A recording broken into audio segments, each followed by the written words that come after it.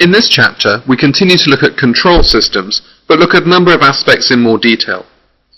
Firstly, we're going to define what we mean by the control environment, things like attitudes and culture, the background to the way controls operate. We're going to contrast that with control procedures, which are things that people actually do in order to enhance control.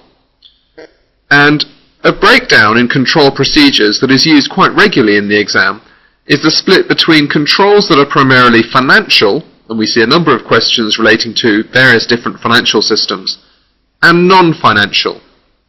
Now, those controls that are non-financial in turn can be broken down into those that are quantitative, in other words they involve numbers and measurement of some sort, and those that are qualitative, in other words they don't involve numbers, they are more things that people do. We're also in this chapter going to look specifically at the risks relating to fraud and the controls that organisations can put in place to reduce that risk.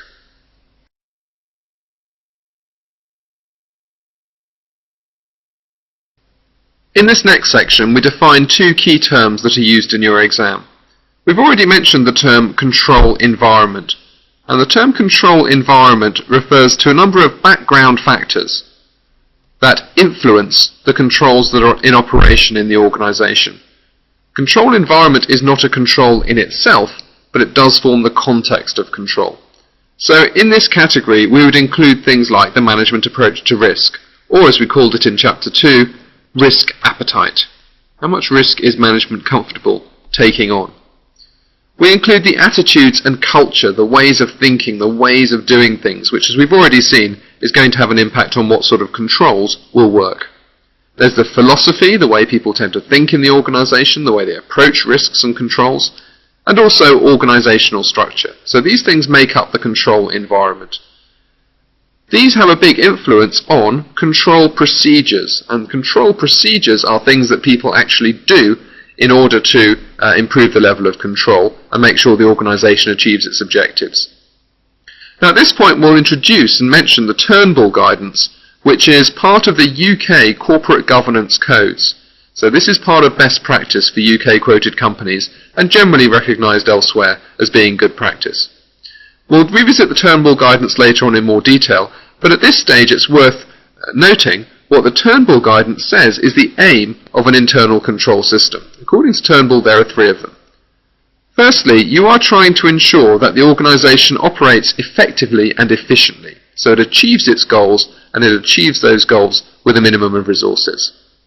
But secondly, you're also trying to ensure that your reporting, your internal reporting, your management reporting, is of good quality, and your external reporting is also of good quality, the statutory accounts that you publish. And then finally, according to Turnbull, your internal control system is trying to ensure compliance with any laws and regulations that apply to you. Now, a good internal control system should help you do all three of these things, although it is not foolproof. As we've already seen, there are a number of limitations on control systems, so it cannot guarantee that you're going to achieve these things, but it will improve your chances of doing so.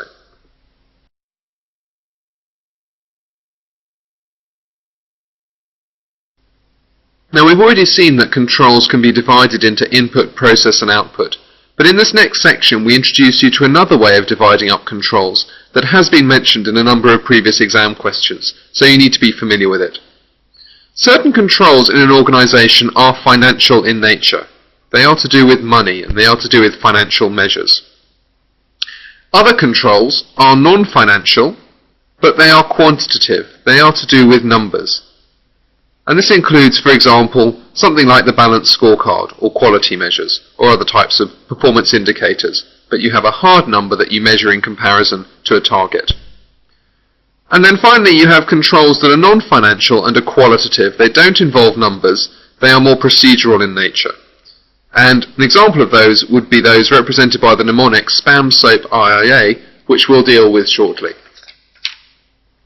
Now this list, this mnemonic, spam, soap, IIA, was actually put together by the Auditing Practices Board in the UK, but it's a very, very useful list of controls that it's useful to have in your mind that you can choose from to suggest some in the exam. It's a sort of resource for you. Just to run through these quickly. The first control in the list is segregation of duties. So you divide up tasks between different people in order to enhance control. So for example, at a very basic level, you might have one person posting accruals and someone else reviewing the budget. If you had the same person doing both of those things, there would be an increased risk of misrepresentation. You can have physical controls. For example, use of lock and key for cash held, keeping valuable items in a safe. And that way you are restricting access to certain items and thereby reducing risk. Most organisations have authorisation and approval controls for any types of expenditure, for example, invoice sign-offs. Usually, the more invoices are for, the more senior the manager who must sign them off. Management is a type of control that people need to be effectively managed and directed in terms of what they should be doing. And then supervision is a little more detailed level. Supervision is actually watching people going about their day-to-day tasks and thereby ensuring that they're doing what they should be doing. The organisation chart can be a type of control. It shows the hierarchy, shows who reports to who, and shows what each person is responsible for. There's a number of arithmetical and accounting controls. For example, that your journals balance, your debits and your credits add up. That gives you some confidence that there aren't certain types of errors in the journals that you're posting. Personnel controls we've already talked about as being very, very important, that the way an organisation does recruitment, training and induction can be a powerful control procedure against all types of things going wrong. We have information systems controls, which we'll be looking at later on in the course. Internal audit, which again we'll be looking at specifically later, act as a very powerful control in organisations. And finally, the audit committee, we've already looked at under corporate governance, again, is a form of control.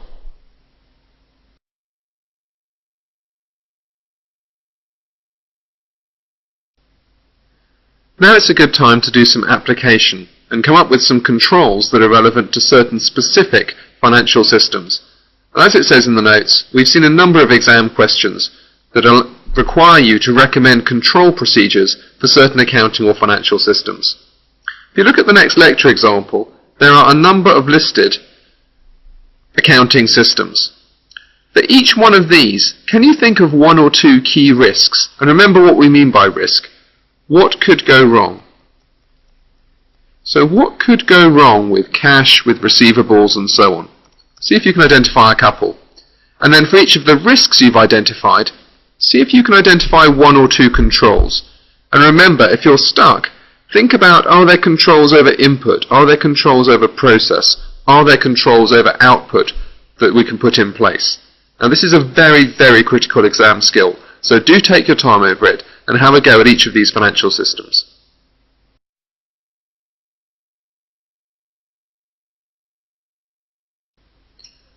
Okay, there are lots of possible answers to this question. So for this debrief, I'll just focus on one key risk for each of these areas and perhaps a couple of controls we might want to put in place. For cash, for example, one thing that could go wrong is that cash goes missing. Cash is something that is, by its nature, very readily stolen, and that is a very high risk if you have cash lying around. So what controls could you have in place over that? Well, probably you want to have a procedure for prompt banking. Once the money is in your bank account, it is much less likely to go missing. And given that the risk we're talking about here really is one of theft, then your HR controls will be important here. Are you employing trustworthy people who aren't likely to steal cash? Thinking about receivables, let's say there's a risk here that you don't collect promptly. If you don't collect your receivables when they're due, you may run into cash flow problems, and it does increase the risk of bad debts further down the line. So what control could you put in place to reduce the risk that you don't collect your receivables promptly? Or the most obvious one is to have a credit control department. That's an input control. You employ a good credit control department and they use some credit control procedures. That's your procedural control.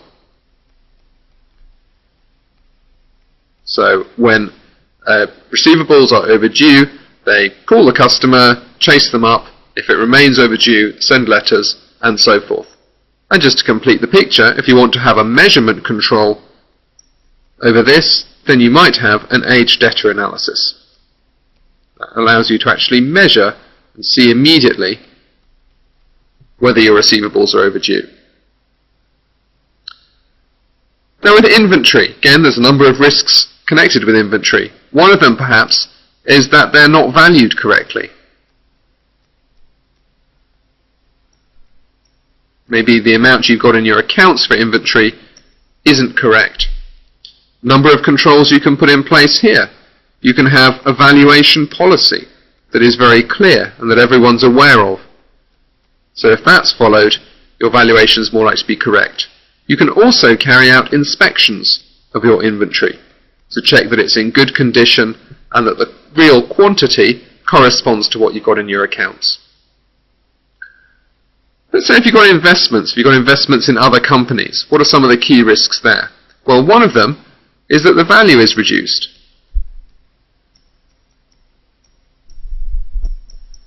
And that you don't reflect this in your accounts. So you've got a misstatement in your accounts. You're stating your investments at a higher value than they actually are. Well, how can you control that? Well, one of the procedural controls you could put in place is a periodic review for impairment. An impairment, as you'll recall, is the accounting term for when your investments are reduced in value. If you review this every so often, then this risk is reduced. Non-current assets, perhaps one of the risks here is that you don't record acquisitions and disposals correctly.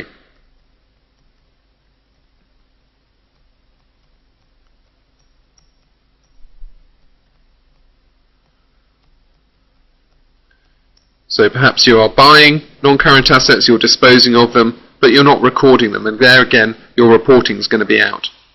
How can you deal with this? Well, you want to have a formal process for recording and also accounting for all your capital expenditure and all your disposals. The account staff need to be aware what will count as capital expenditure and what won't. And by the way, some training would be relevant here if you want to bring in an input measure. And then finally, payables. What can go wrong with payables? Well, a number of things. One of them might be that you have insufficient funds to pay. This is a very serious risk. This is how companies go bust. Well, what controls can you put in place over having insufficient funds? There's a number. You can have cash flow forecasts, which at least means that you should get some warning if you are going to run out of money. You can take care to maintain relationships with your bank. Make sure that you have a good track record with them, and that way, if you need to ask them to extend credit, they'll be more willing to grant it. There are loads and loads of other things you could say, but it's very important to be able to do this type of exercise, to be able to look at a particular accounting system, a particular organization, a particular process, and think to yourself very quickly and clearly, what could go wrong here, and what controls could I put in place to help stop this going wrong?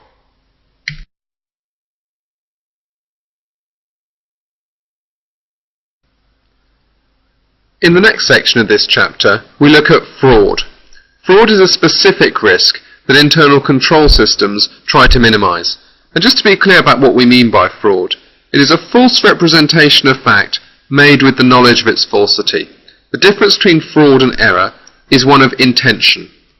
A fraudster intends to misrepresent something in order to make some sort of gain. Now we'll look at some common types of fraud very shortly, But firstly, just wanted to mention 3 real-life fraudsters that you might find it interesting to find out more about on the internet. The first one is a lady called Jyoti Delori. Jyoti Delori was a PA to a number of very senior people at Goldman Sachs who over a period of time forged their signature on cheques and ended up stealing several £1,000,000 for her own use, which she spent on jewellery, cars and all sorts of luxury goods. She was able to do this because her bosses weren't checking their bank balances very often and because they trusted her absolutely. She had access to their checkbooks, she knew their signatures, she knew all about their personal lives and how they lived. Eventually she was caught and sent to prison. The second of the fraudsters is a Frenchman called Jérôme Kerviel. Jérôme Kerviel worked for Société Générale, an investment bank, and he worked in the back office for quite a long time, and then became what's called an arbitrage trader. More about that when we look at financial risk. But he was meant to be engaging in very, very low-risk trading that was produced some very small but steady returns for the bank. Now what he was actually doing was pretending to be doing this low-risk trading while actually taking enormous risks. Now why he was doing this wasn't entirely clear because he wasn't actually taking the money himself, but he was covering up the effects of that. Now at one stage he was actually making a lot of money on these trades, but by the time he was caught he was actually losing nearly €2 billion.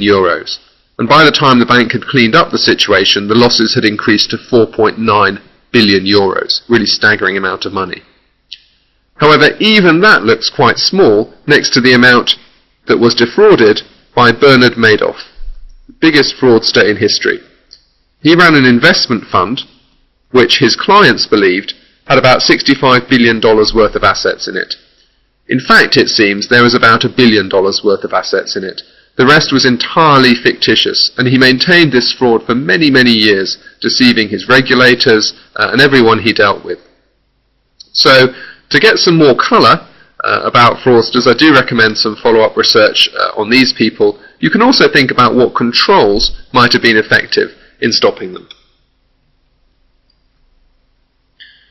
Some of the other types of fraud to mention, you may see some of these in scenarios, will be ghost employees, where employees are on the payroll who don't actually exist, and someone is taking their money that they're being paid. You may see collusion with third parties. For example, you might collude with a supplier to make illegitimate payments. One very common type of fraud is to inflate expense claims beyond what you've actually spent in the course of your duties, and indeed stealing assets from the company. One very useful framework for thinking about fraud is to be aware that in order for fraud to take place, 3 things must be in place, and all of these must be in place for fraud to happen. Firstly, dishonesty. Honest people don't commit fraud.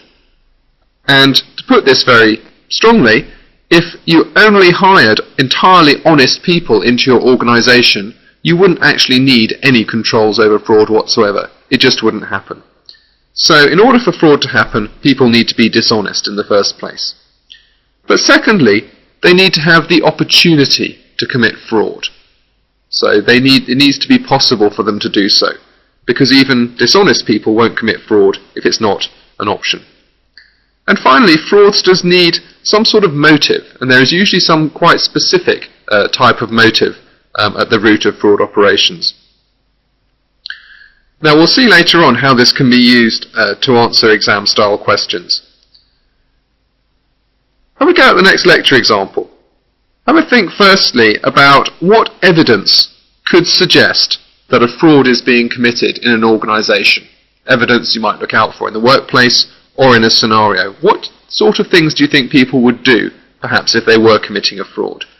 And then secondly, what could organizations do to prevent fraud? In other words, what controls can organizations put in place to try and prevent fraud? I'll give you a clue here. If you need 3 things for fraud to happen, you need dishonesty, you need opportunity, and you need motive. It then follows that your controls can deal with each one of these. If you have controls over all three of these, you really are reducing your risk of fraud. So have a go at that.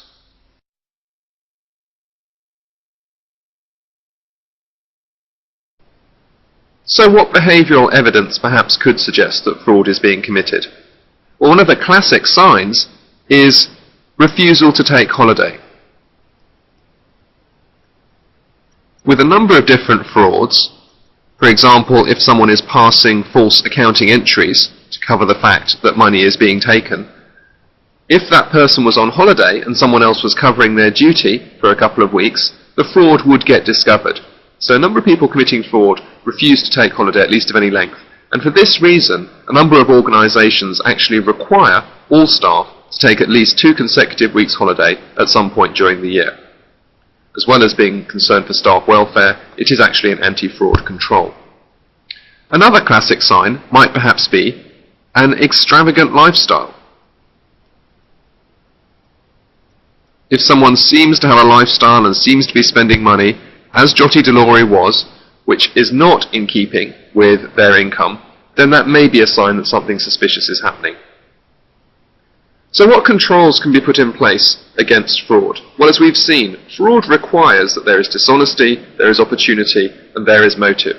So how can organisations prevent dishonesty among their employees? Well, it all starts, really, with your recruitment policy. And an organisation that is trying to prevent fraud will ensure that, for example, references for all prospective employees are thoroughly checked to make sure that people do have the qualifications and experience that they say they do, and if possible, speak to some people they used to work with to find out, are they honest and are they good at their job. You will also do criminal checks, just to make sure that no one that you're looking at employing perhaps has a criminal record that they haven't told you about. Another key control against dishonesty is policy on rule breakers. Organisations send a very powerful signal in deciding how they treat people who have been found to be dishonest. Is anyone dishonest removed from the organisation without question? Or are they allowed to remain, perhaps, if they're really good at sales, or they're really good at finance, or whatever their day job happens to be? If so, the message very clearly from the organisation is that it's okay to break the rules, as long as you're capable. And obviously, from an anti-fraud point of view, that's not ideal. What can organisations do about opportunities? Well, this really is to do with your day-to-day controls that we were looking at earlier on in this chapter. For example, segregation of duties. Segregation of duties is a classic control that means that no one person is in a situation where they can take action that may defraud the company. And then finally, can organisations do anything about the motive of their staff to commit fraud? Well, yes, they may be able to. This may perhaps involve paying staff fairly, to reduce the number of people who might feel aggrieved at how much they're paid, and having a clear staff complaints procedure, so that people who have some sort of grievance or some sort of issue know what they need to do, can follow a procedure, and don't perhaps feel that they have a motive to commit fraud. There are other possibilities, of course, but those are some of the key controls you would expect to see in place for an organisation to prevent fraud.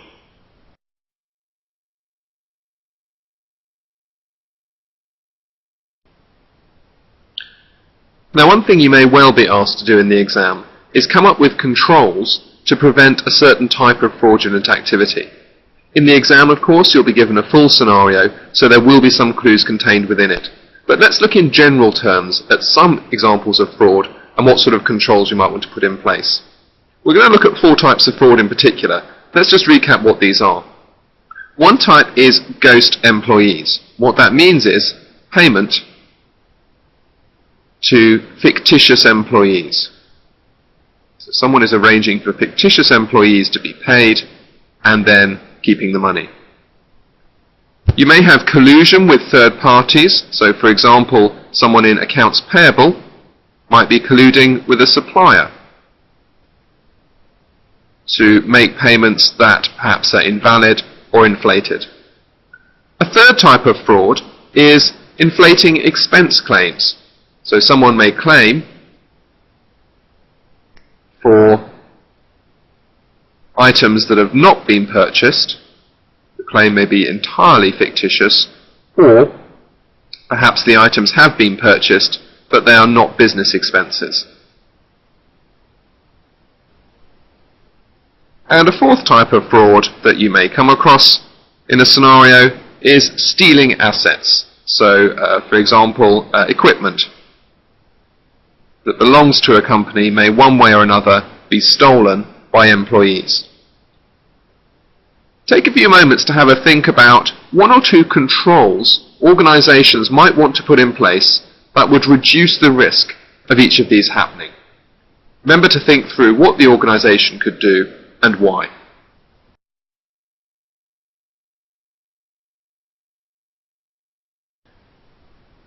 Okay, so let's think through some examples of controls organizations can introduce to reduce the risk of some of these frauds happening.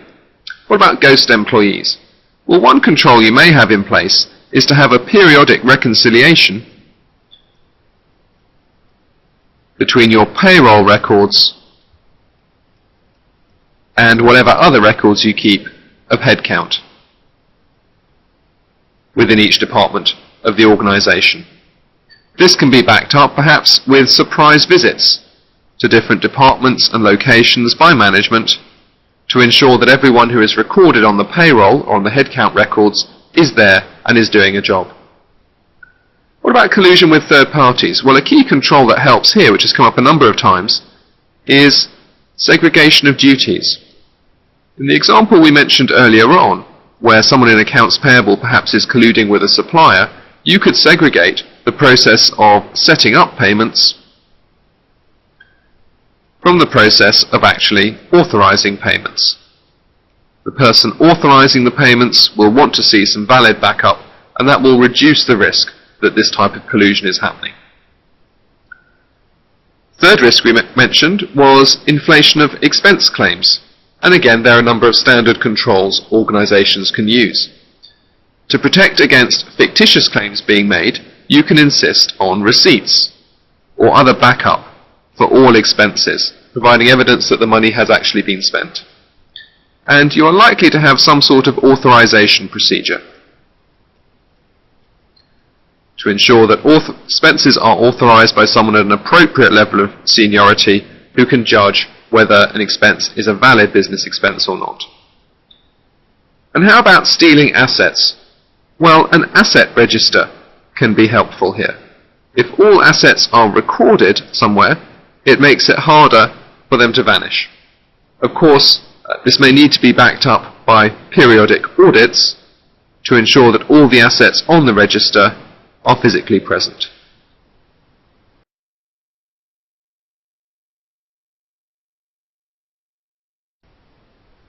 Now, we've talked a lot in these two chapters about controls and the usefulness of controls, so it's important to make a final point on this.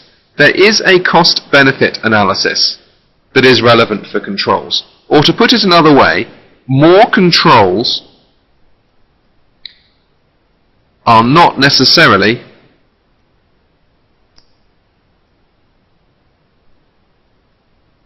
the answer. Accountants and internal auditors are a little bit notorious sometimes for always suggesting more and more controls. Well, the reason that's not necessarily the answer is that controls have costs. There is a cost to the business of operating the control, so that needs to be weighed against the benefits of actually having the control. Now, this is an exercise you may well need to do in the exam. That will usually be applied to a scenario, but let's think about this in general terms. Let's think about what you would identify as being the main costs to an organization of having controls, but also what would the benefits be? What would be part of your evaluation? What sort of costs and benefits would you think about? Again, take a few minutes, jot down as many ideas as you can on the costs of an internal control system in every sense, and the benefits an organization can gain from an internal control system.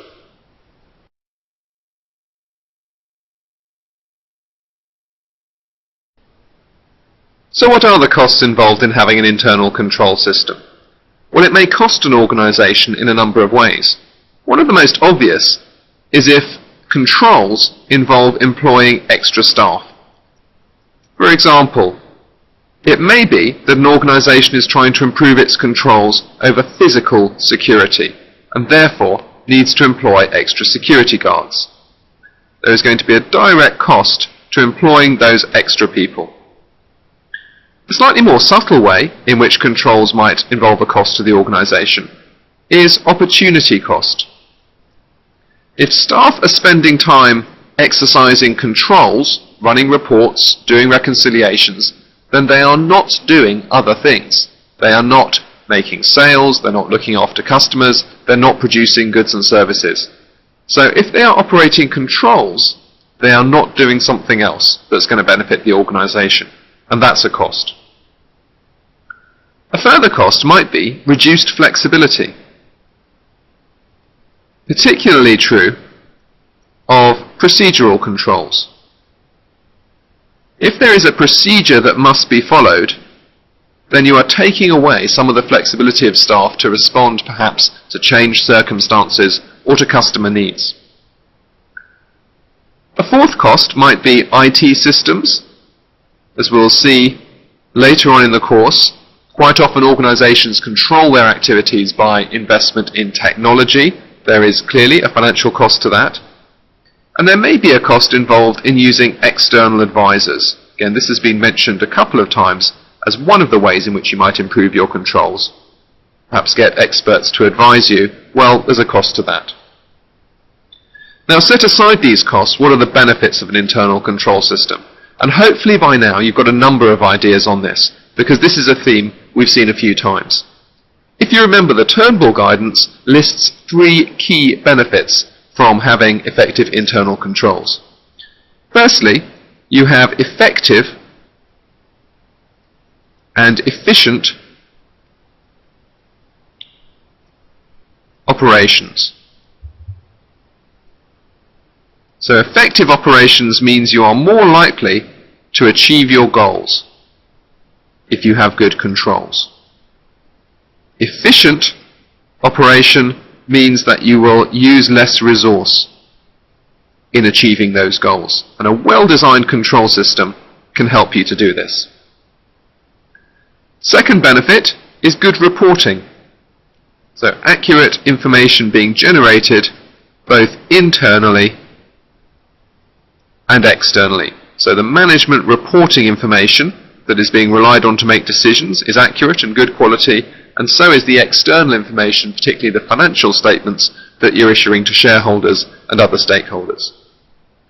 And the third benefit is compliance with any applicable laws and also any regulations that might apply to your business or to your industry. This is kind of a non-negotiable. Organizations cannot risk not being compliant with laws and regulations. So a control system can make sure that you are. You could have added a couple of other ideas. It allows you to manage risk effectively. Remember, risk being the what could go wrong. Having a control system is one of the ways of managing it. It also helps you to safeguard assets of the organization, and if you are a commercial organization, it will help you to safeguard your shareholders' investments. That way, a good control system should improve shareholder confidence in the organization and perhaps boost the share price.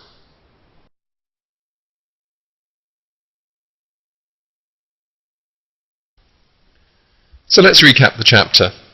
This chapter introduced you to a number of key terms in this paper. In particular, the term the control environment. The control environment is the background against which controls are operated, incorporating sorts of things we looked at here: management, culture and structure.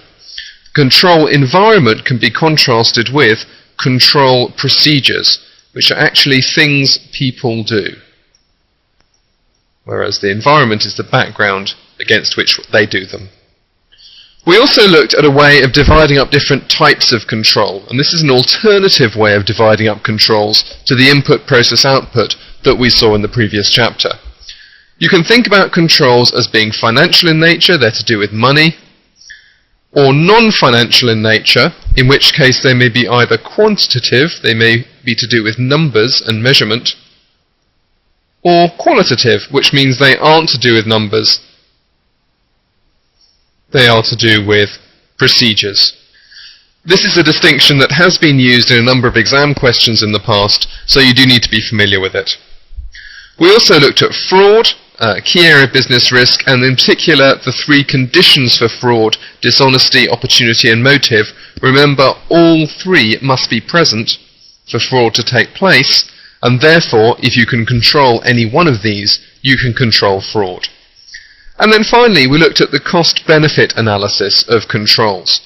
Sometimes accountants, and maybe internal auditors even more so, get accused of always wanting more controls, feel that the answer to everything is to have more controls. Well, there are benefits to controls, but there is also always going to be a cost. There is going to be time spent or money spent in carrying out a control. So you need to be sure, if you're going to recommend a control, that the benefits will always outweigh the cost, and you may need to weigh those up in some detail in responding to an exam question.